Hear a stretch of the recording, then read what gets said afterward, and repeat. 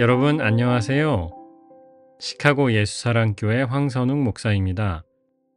오늘도 말씀을 먹고 실천하고 그 와중에 변화되는 하루 되시길 소망합니다. 6월 26일 수요일 말씀으로 여는 아침입니다. 오늘 우리에게 주시는 말씀은 열왕기하 4장 8절에서 10절 그리고 16절에서 17절의 말씀입니다. 제가 읽겠습니다. 하루는 엘리사가 수넴 마을을 지나가게 되었는데 그곳에 한 부유한 여인이 있었다. 그가 엘리사에게 음식을 대접하고 싶어 하여 엘리사는 그곳을 지나칠 때마다 거기에 들러서 음식을 먹곤 하였다. 그 여인이 자기 남편에게 말하였다. 여보, 우리 앞을 늘 지나다니는 그가 거룩한 하나님의 사람인 것을 내가 압니다. 이제 옥상의 벽으로 둘러친 작은 다락방을 하나 만들어서 거기에 침대와 탁자와 의자와 등잔을 갖추어 놓아둡시다. 그래서 그가 우리 집에 들르실 때마다 그곳에 들어가서 쉬시도록 합시다. 엘리사가 말하였다. 내년 이맘때가 되면 부인께서는 품에 한 아들을 안고 있을 것이요. 여인이 대답하였다. 그런 말씀 마십시오, 예언자님. 하나님의 사람께서도 저 같은 사람에게 농담을 하시는 것입니까? 그러나 그 여인은 임신하였고 엘리사가 말한 대로 다음 해 같은 때에 아들을 낳았다. 이는 주님의 백성에게 주시는 주님의 말씀입니다. 하나님께 감사드립니다. 이제 엘리야는 승천했고요. 본격적으로 엘리사의 시대가 열립니다. 열왕기하 2장부터 8장 초반까지는 엘리사가 행한 기적들이 모여 있습니다. 이 이야기들이 여기에 왜 등장하느냐를 아는 것이 중요한데요. 북왕국의 왕들은요, 남왕국과 비교해서 하나님 보시기에 더 악했습니다. 태조 여로보암에서부터 시작부터 잘못되었었고요. 몇 명의 정말 몇 안 되는 신실한 왕을 제외하면 북왕국은 대체로 나쁜 왕들이 있었습니다. 왕들이 하는 일을 보면, 그리고 그로 인해 이스라엘 사회에 벌어지고 있는 일을 보면 마치 하나님이 북왕국을 버리신 것만 같아요. 북왕국에는 이제 하나님의 역사가 끝난 것인가 없는가 묻게 되는 거지요. 엘리야와 엘리사의 사역이 중요한 이유가 바로 여기에 있습니다. 정치판을 보면 사마리아의 왕궁에서 벌어지는 일을 보면 하나님이 등을 돌려버리신 것만 같아요. 하지만 엘리야를 보면 또 엘리사가 행하는 일을 보면 깨닫게 되는 것이죠. 아, 하나님이 여전히 우리를 버리지 않으셨구나. 여전히 그분의 일을 이루어 가시는구나. 깨닫는 겁니다. 이 말은 무슨 뜻인가요? 하나님 앞에 악하디 악한 북이스라엘이라 할지라도 회개하면 다시 새로운 기회를 주신다는 뜻이었습니다. 오늘 말씀에는 수넴이라는 마을에 한 부유한 여인이 나옵니다. 8절에 보면 이 여인이 엘리사에게 식사를 대접했고요. 이것이 인연이 되어서 엘리사가 그곳을 지나갈 때마다 이 집에 와서 밥을 먹고 갔다고 말씀하지요. 어떤 영화에 이런 명대사가 있었습니다. 호의가 계속되면 권리인 줄 안다.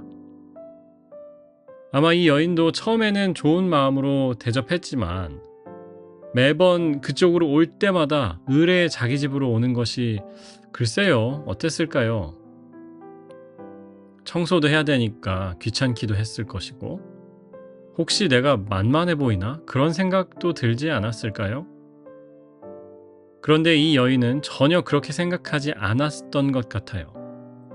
오히려 자기 남편에게 얘기해서 여보, 이 선지자가 오실 때마다 머물고 가실 수 있는 아예 게스트룸을 하나 만듭시다. 이렇게 얘기를 해요.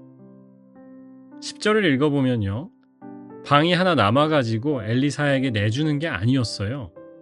공사를 새로 합니다. 굳이 엘리사를 위해서 옥상에 증축을 해서 다락방을 새로 만들었습니다. 매번 밥 달라고 찾아오는 엘리사를 귀찮게 생각하지 않고요. 오히려 한 수를 더 뜨는 거죠. 한 걸음 더 나아가서 엘리사를 극진히 섬겼습니다. 엘리사의 반응이 나오는데요. 비슷한 반응을 합니다. 우리가 읽지 않았지만 중간에 나오는 이야기를 읽어보면요. 엘리사가 이 여인에게 물어봐요.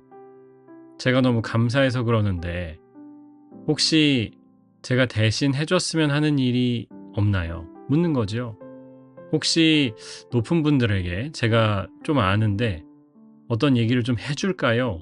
묻기도 하고 백성들 가운데 해결해야 하는 일이 있다면 제게 좀 알려주시면 제가 도움이 될 수 있다면 도와드리겠습니다. 이렇게 얘기해요. 여인이 대답하는데요. 선생님, 저는 집도 한 채 있고요. 백성들과도 잘 어울려 지내고 있습니다. 괜찮습니다. 제가 좋아서 하는 일이니까 신경 쓰지 않으셔도 됩니다. 라고 얘기해요. 14절에 재밌는 말씀이 나오는데 엘리사가 자기 제자에게 물어봅니다. 그러면 내가 이 부인에게 뭘 좀 해주면 좋겠니? 라고 물어요. 필요한 게 없다는데 그래도 뭔가 꼭 좀 해줬으면 좋겠는데 내가 뭘 해주면 좋겠니? 그리고 제자를 통해서 이 사람에게 자식이 없지 않습니까? 라는 이야기를 들어요. 그리고 엘리사가 이 여인을 위해서 기도하지요. 예언을 합니다. 그리고 엘리사가 말한 대로 그 다음 해에 이 여인이 아들을 낳습니다. 너무나 아름다운 이야기 아닙니까? 여인이 한 걸음 더 나아가서 한술 더 떠서 엘리사를 섬기고 엘리사도 굳이 물어서 여인이 필요한 것이 무엇일까 생각해서 그 여인에게 필요한 것을 줍니다. 제가 20년 전에 대학교 1학년을 마치고 이스라엘에 갔었습니다.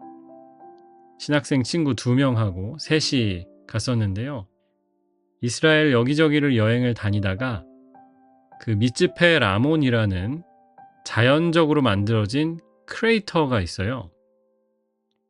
원래는 우주에서 뭐가 날아와서 부딪혀서 이게 상처가 나야 크레이터가 생기는데 이 미츠페 라몬이라는 곳은 자연적으로 풍화에 의해서 생긴 크레이터입니다. 거기를 갔는데 뭐 사막 한가운데고요. 한국인들이 모여 사는 데가 아닙니다.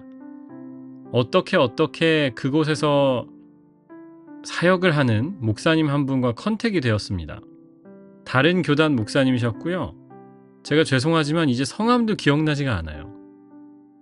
가기 전에 한번 염치불구하고 전화를 드려봤어요. 제 소개를 하고 저는 뭐 신학교 1학년이고 친구 2명하고 같이 여기 성지순례 와 있다고 말씀을 드리고 미츠페라 아몬 지역에 가게 되었는데 혹시 하룻밤 묵어가도 되겠냐고 제가 생각해도 참 염치가 없어요.